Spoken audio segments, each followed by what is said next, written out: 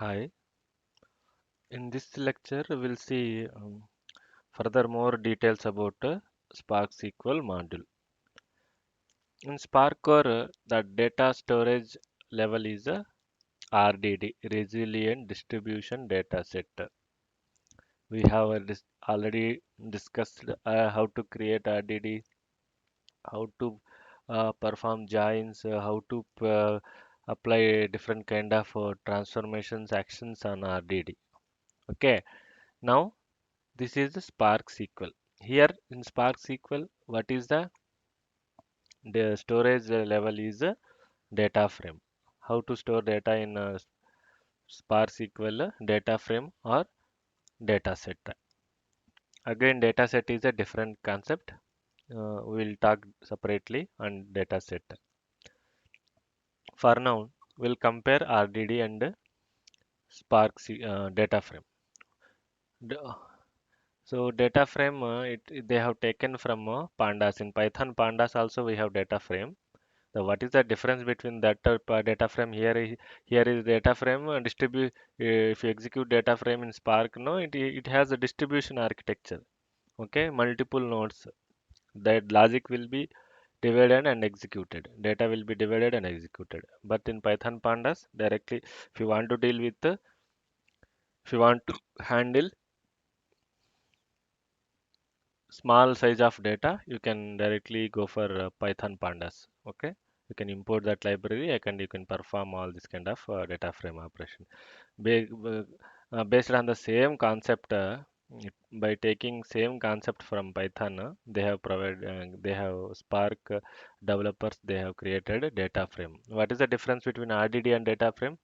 Data frame equal to data frame equal to RDD plus a schema. So if you create RDD, no, it don't have any schema, means column names and all. Here in Spark SQL, no, it is equal to table. It is equal to table. It has all the data types, okay, column names, table names, everything. So Spark data frame equal to RDD plus a schema. So what is the difference? In RDD we don't have any schema. For data frame we are giving schema and it is like a table now.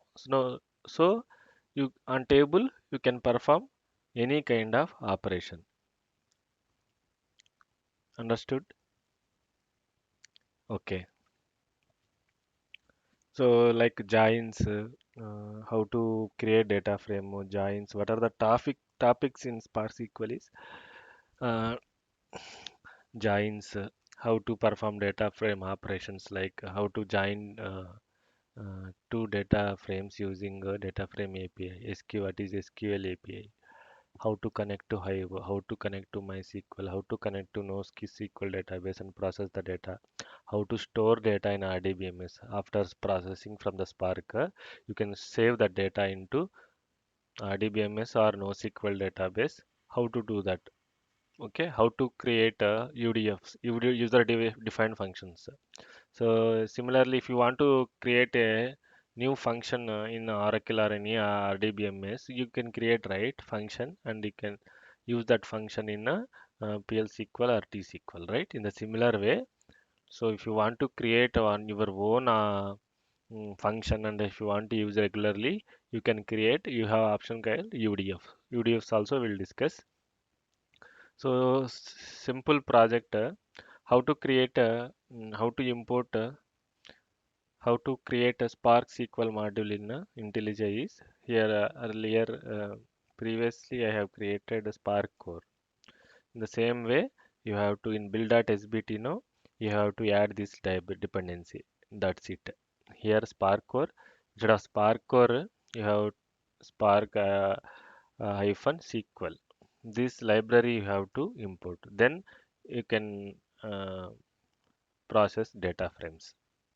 Okay, this is all about Spark SQL and